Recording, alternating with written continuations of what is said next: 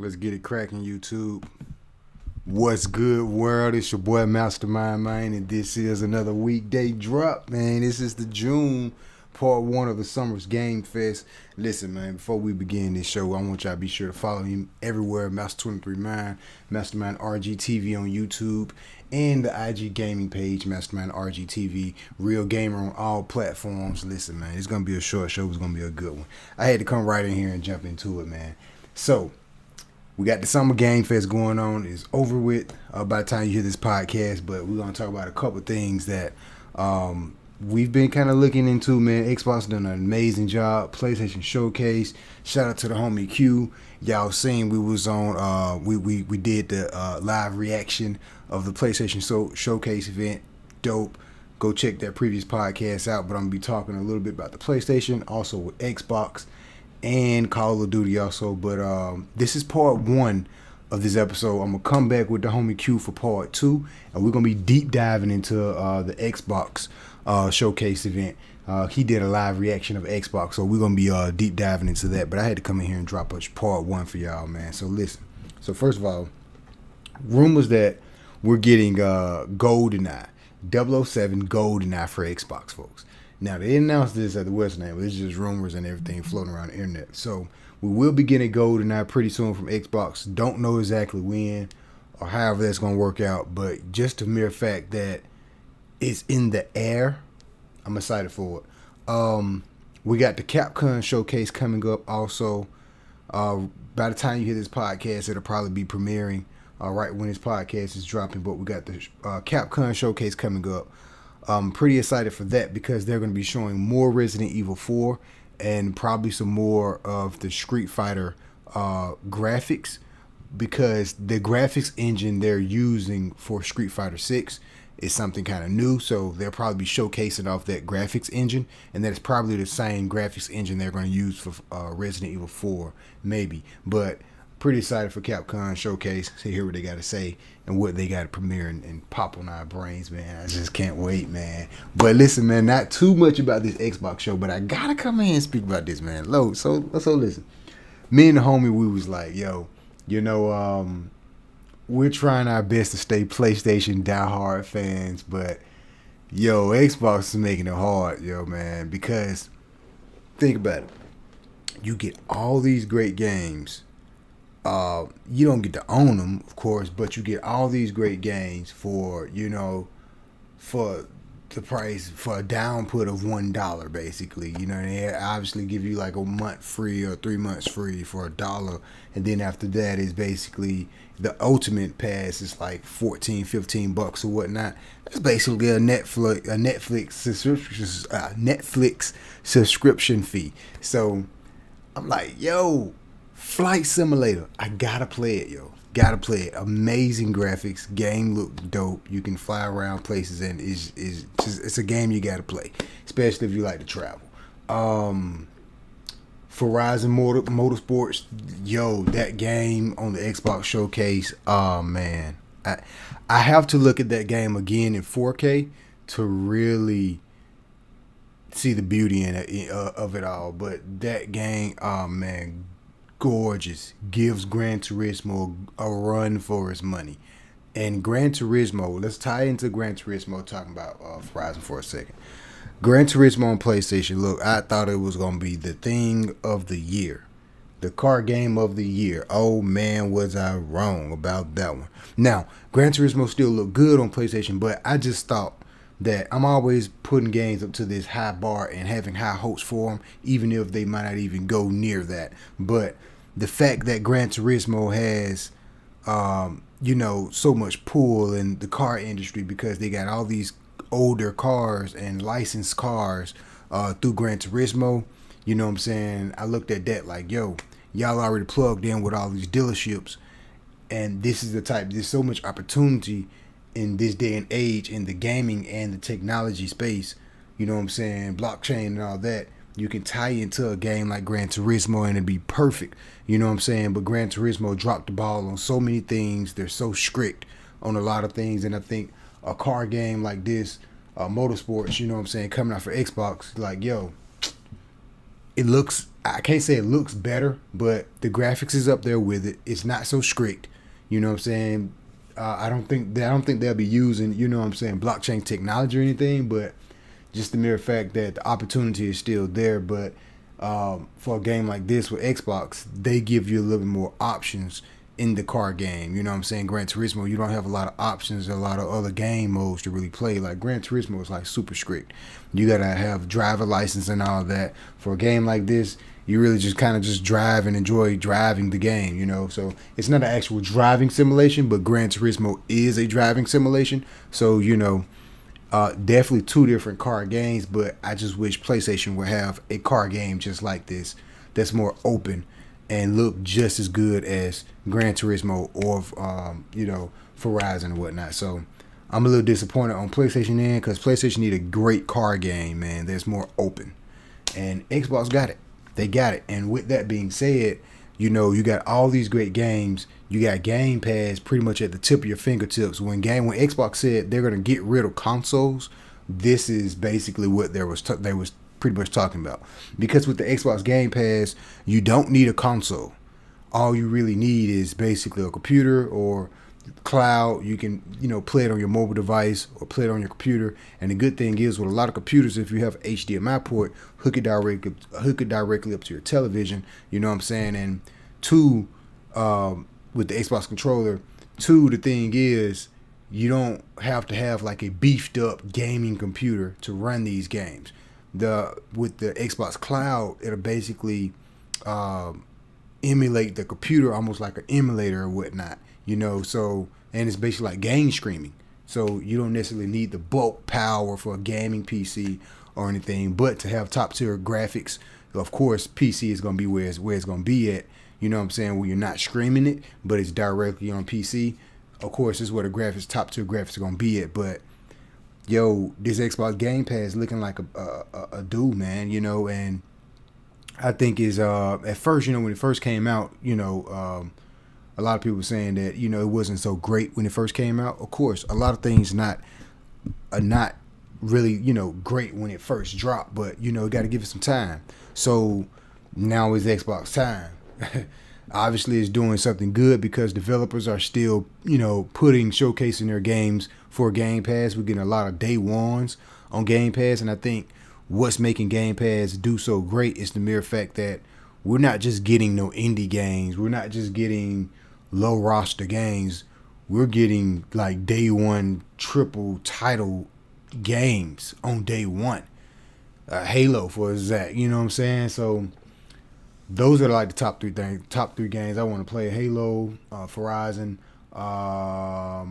and Flight Simulator. Those top three games. I'm download, play, stream that, give me that. So pretty excited, man. Like they doing their thing with Bethesda, Starfield. I'm trying to look at the list of the things they showed. Like I said, I want to go too deep into it because me and the homie Q, we're gonna come back, tap back in for part 2 of this episode. So we got the Starfield, yo, amazing, freaking amazing. Redfall looked really fun to play. It was some other stuff I got on my board over here. Actually, I'm gonna come back to that because Xbox is a little more important right now. But High on Life looked a little like what? But for the mere fact it's on Game Pass, like Overwatch 2, we got coming soon. You know what I'm saying? Yeah, Microsoft got this Flight Simulator 40th Anniversary Edition. That's gonna be on Game Pass. You know, now keep in mind, Call of Duty Modern Warfare 2, it will not be on Game Pass.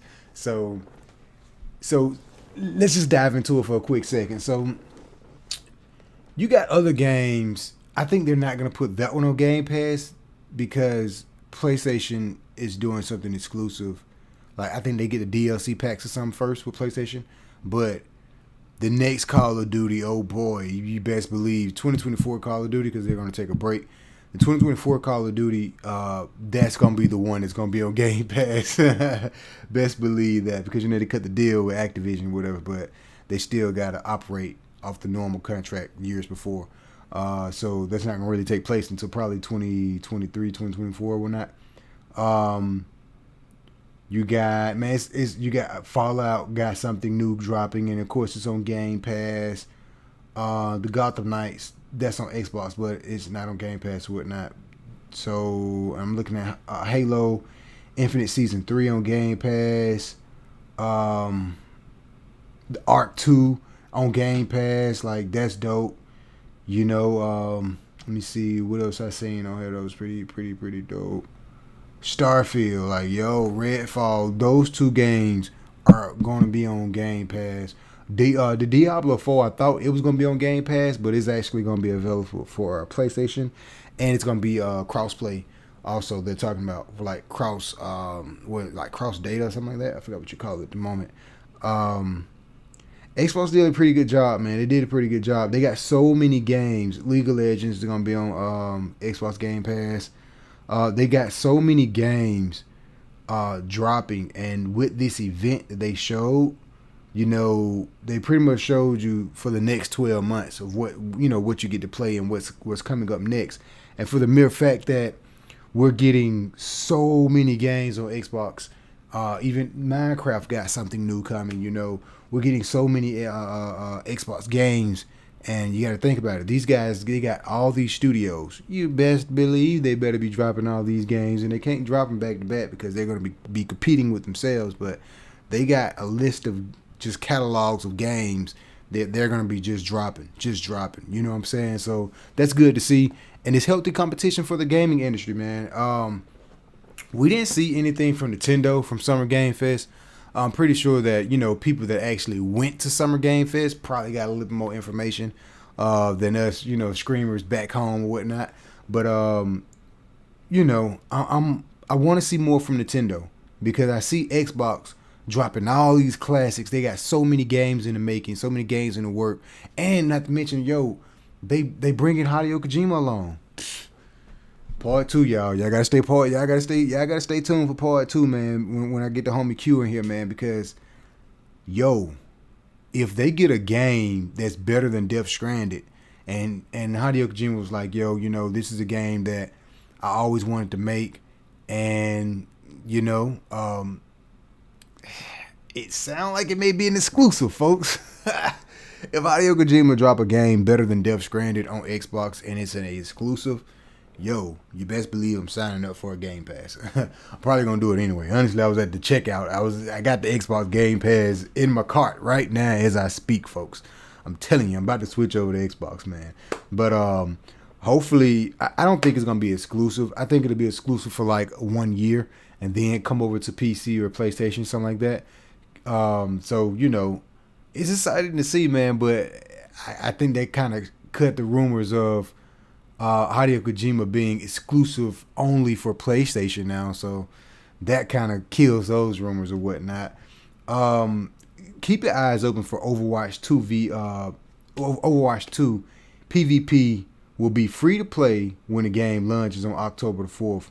So real quick, tie this up real fast because I gotta hurry up and jump on the league, got the squad way. So real quick. So you got esports popping up really, you know what I'm saying, really big. And Overwatch 2 dropping. PvP will be free to play. Listen. Free to play games are doing very well. And it's in-game purchases what's driving these games, and esports is what's driving these games to be the top tier thing. Like Overwatch 1 was pretty dope.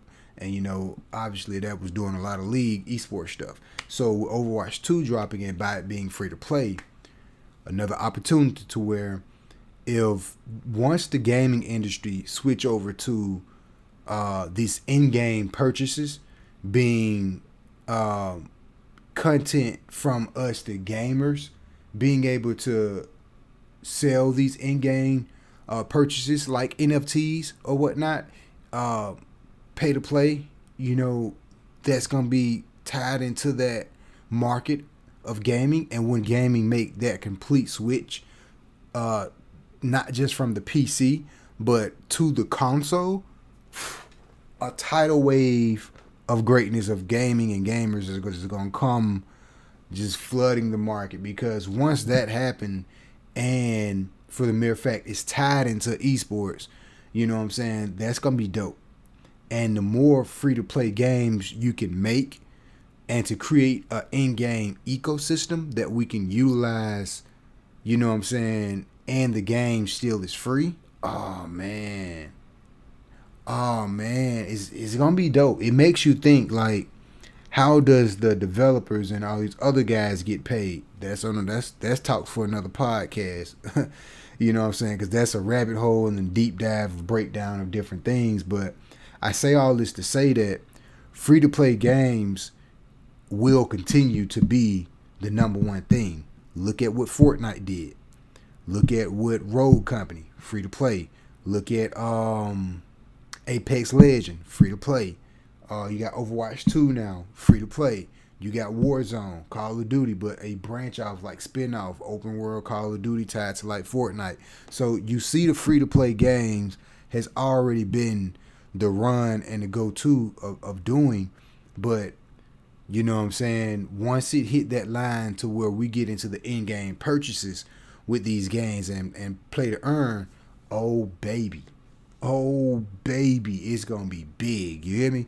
Esports is going to get bigger and bigger from this point on. I think that all esports leagues and teams, anyone that's trying to get esports organizations, whatnot, you guys have to pay attention and be aware of this free to play earn market and get your players over there. If you got a couple people that play Apex Legends, you got a couple people that play Warzone, you got a couple people that play this. Even in these games, it's not big in esports, but if you can carve out like these free-to-play games and games is already popping off, it's already in esports or different modes that's in these games, carve out a lane to where you can get a team to create like his own little jump. Like perfect example, zombies they had the zombies championship. They have that every year or so. So let's say the next Call of Duty, perfect example. I'm going to paint you a picture for a second. Modern Warfare 2, if it comes out with a survival mode and it's more broad, like open survival, you can really create carve out your own like esports like type local tournament events type deal. It'll be huge. It'll be really huge. So I think team developers or whatnot kind of need to pay attention to a lot of these things, because the more you pay attention to these things and you have gamers that's already hardcore gaming around this area, you can really make some things shake, especially when it ties into the play to earn and in-game currencies, and it gives you the opportunity of the in-game ecosystem or whatnot. So I think those things come into play. Gaming is like the perfect puzzle pieces are now lining up, and once all of them get connected, it's going to be dope. But who's going to be the winner at the end of the tunnel? I think it's going to be Xbox. Mere fact is because of Xbox Game Pass. Now, PlayStation plus new services that's dropping, it's gonna need some time to kind of work its way through. Now they approaching it from a different perspective because they got classics of like PS1, 2, 3, Vita and those things. That's gonna be cool and all, but their day ones are not gonna be with their services. Meanwhile, Xbox Game Pass backwards capability also, but their day ones, most of their day ones will be available for Xbox Game Pass. That's clearly difference between, Xbox and PlayStation particular services, subscription fees that they have to offer. And now we got Xbox and the Samsung televisions. Yo, what are you doing, PlayStation? I spoke about this before on the previous episode of the podcast when I was like, yo, PlayStation should have kept their TV services. They could have easily bundled the TV services and PlayStation new services so you could play these backwards capability games in all Sony televisions. You're already making the Sony televisions. Bundle that with this, with that. Perfect. Google Stadia already did their thing, bundling it with these things because, Google is built into a lot of the Sony TVs. You can play Stadia on a lot of these TVs already, but keep your eyes open for Apple. Apple TV is already about to take over the market. They already got blockbuster movies over there, and also they're getting to the gaming space. Apple AR headset is going to be something you want to keep your eye on, because if they do it right and they do it right and they create this metaverse pay to earn or some type of payment plan ecosystem, NFTs and all that, integrating that into the ecosystem, yo, it's going to be perfect. As I speak right now, crypto is not doing so well, but anytime, the market is going down or whatever, this is not financial advice, but anytime the market is looking like that, it's actually a good time to kind of pick up something because everything is on sale, everything is red. But with that being said, I think it's a great opportunity for new gaming platforms or new games or whatever to hop onto these different blockchains and begin to start building while the price is down. Because if you can build the ecosystem in your game and have that game to really pop off and do numbers, I think it's a great opportunity for all gamers and even the developers and the gaming industry all together. But Xbox looking like they taking the crown, man, because it's Xbox Game Pass, Starfield. Oh man, beautiful. Just know that part 2 of this episode, I just want to deep dive a little bit into that, but part 2 of this episode will be coming up sometime tomorrow or sometime this week. Y'all stay tuned for more. Capcom Showcase, keep your eyes open for that. Resident Evil 4, oh baby, I can't wait for it. Shout out to Prodigy Esports, the team, and Gunfire. Yeah, Gunfire running on Avalanche blockchain. Pretty fun game, man. I'll be beta testing some more of that. But y'all stay tuned for more. Follow me, Master239, on all platforms. Real Gamer on all platforms. Shout out to the homie Q. We finna get on some Call of Duty Cold War League. Be sure to follow me on Twitch, Master239, and Mastermind RGTV on IG and all platforms in the gaming space. We finna go ahead and rock out, folks. Part 2 coming up next. Stay tuned for more. Peace. Game on, people. Let's get it rocking, YouTube.